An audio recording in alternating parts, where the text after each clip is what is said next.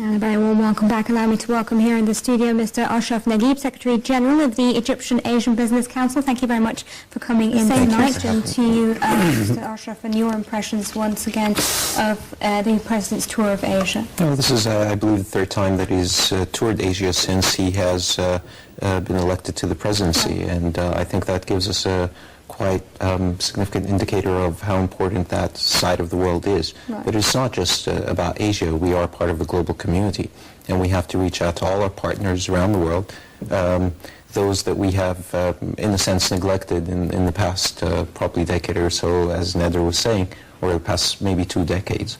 But the importance here is really not just about the tour, but about the countries that he is visiting, right. Specifically being Kazakhstan. He's in Japan now and off to South Korea. And then the intentions behind these visits, they're extremely strategic. They're not just political directed visits, but they're also built on an economic development idea. Please expand on that, because in particular a lot of people have been asking, what is the significance of visiting Kazakhstan? No, there's a very big strategic significance to it. I mean, if we're looking at our economic ties with Kazakhstan, we're talking about probably our trade doesn't exceed $50 million. So right. that is pretty low in a sense. But Kazakhstan is a very strong exporter of wheat and grain, okay. And Egypt being one of the largest, if not the largest exporter of that specific strategic commodity. Mm-hmm. It kind of makes sense on a very strategic level that right. we do engage them in terms of securing future crops from that specific strategic commodity. Now, that is not because we are having trouble now, but there is a very big volatility of such products. Right. And hence, yes, it is extremely significant. The second thing that we can start looking at is the growth of Kazakhstan. It is a growing nation, a very fast-paced growing nation.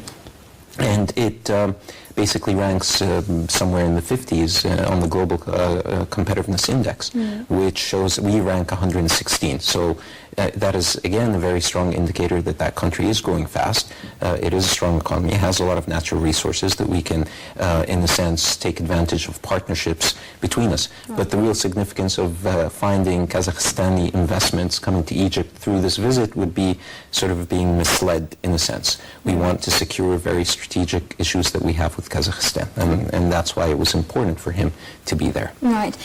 What do you think are going to be some of the most important outcomes of this tour?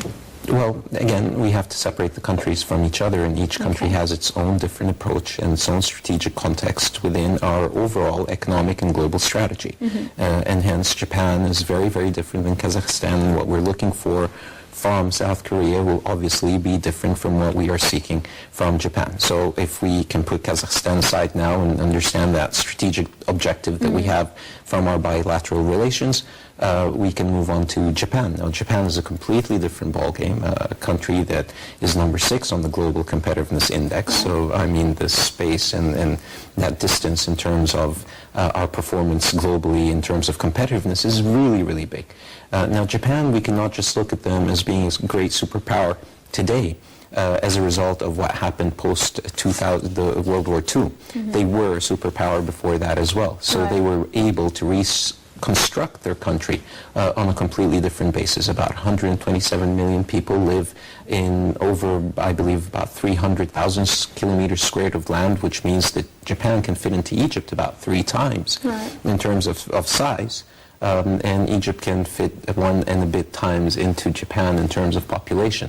But look at so this shows that, population, having a big population is not a bad thing. Right. As a matter of fact, if it was, used in sense and developed as the Japanese have done. And one of the things that the president is very much focused on, if you look at a lot of the headlines, he talks about economic relations with Japan, but also talks about the education. And one of his statements, I believe, is to send 100,000 Egyptians to study in Japan. I don't know if that's a fantastic idea or not, right. or if they're going to come back after that, because we have 25% of our PhD students that travel abroad to study don't come back. Right. So, we need to replicate that idea here in Egypt, but we cannot do that unless there's an absolute holistic change in the whole mentality and culture in our education system.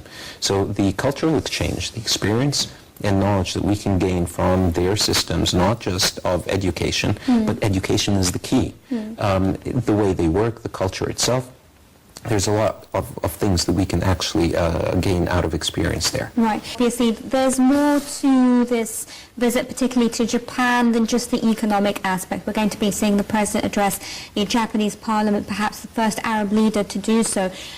How significant will this particular event be, do you think? Well, it is historical under all circumstances. There's no doubt about it, but it's about what we're going to be saying and what the President is going to be saying. And I think, again, we have very strong political ties with Japan, so this is not really enhancing our political ties. It is specifically for economic reasons, and it is specifically for what we call innovation reasons, where we would like to emulate a bit of this experience that the Japanese have that has put them on this global scale of high-tech manufacturing and industries, and a completely different culture than what we have here in Egypt in a sense. Now, we don't want the culture per se, but we want the experience.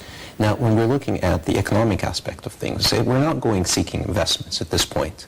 And we're not also going to see a lot of investments coming from the private sector. Now, people have this misconception, and I'll try and clear up for everyone again, over and over again, that it is not the countries that make the investments into Egypt. There is no such thing as Japan is investing in Egypt. There is a private sector that invests, that is supported by the political decision of a nation.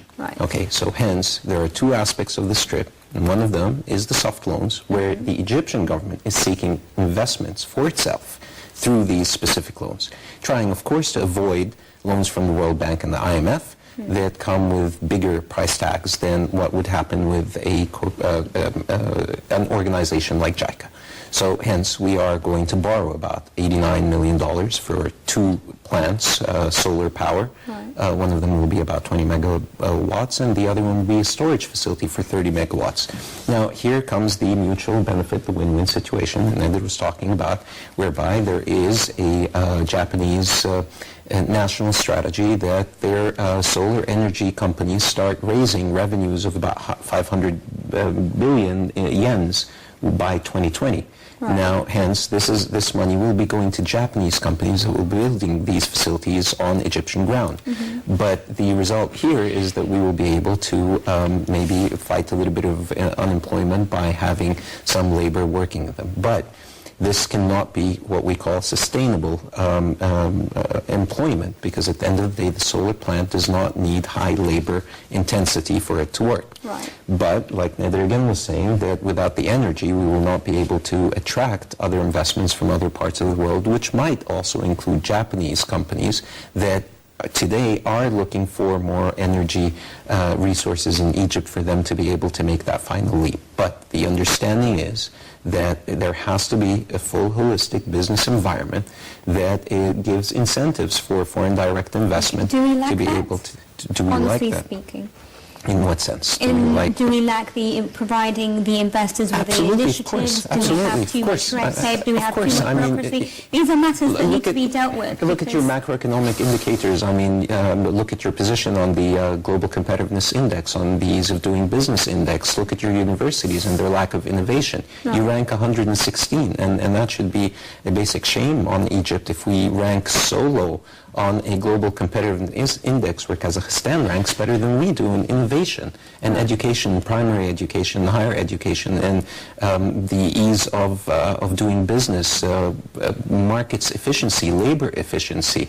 All of these things are what we call the 12 pillars of competitiveness if we review them. Now, the government, their 2030 strategy is also built on 12 pillars. Maybe not all of them are derived from the competitiveness index, but a majority of them, at least 8 of them, are derived from that index, because we are aware as a government that there has to be fundamental changes in these 12 pillars before we are able to become a country that, one, supports its internal and domestic markets, because if we start trying to attract foreign direct investment when we don't have the base, and the base here of economic growth has to come, one, from the private sector, two, it has to be built on small, medium enterprises, of which we are trying to address the problem for probably the 20th time in the past decade, with laws and regulations that finally don't see implementation on the ground.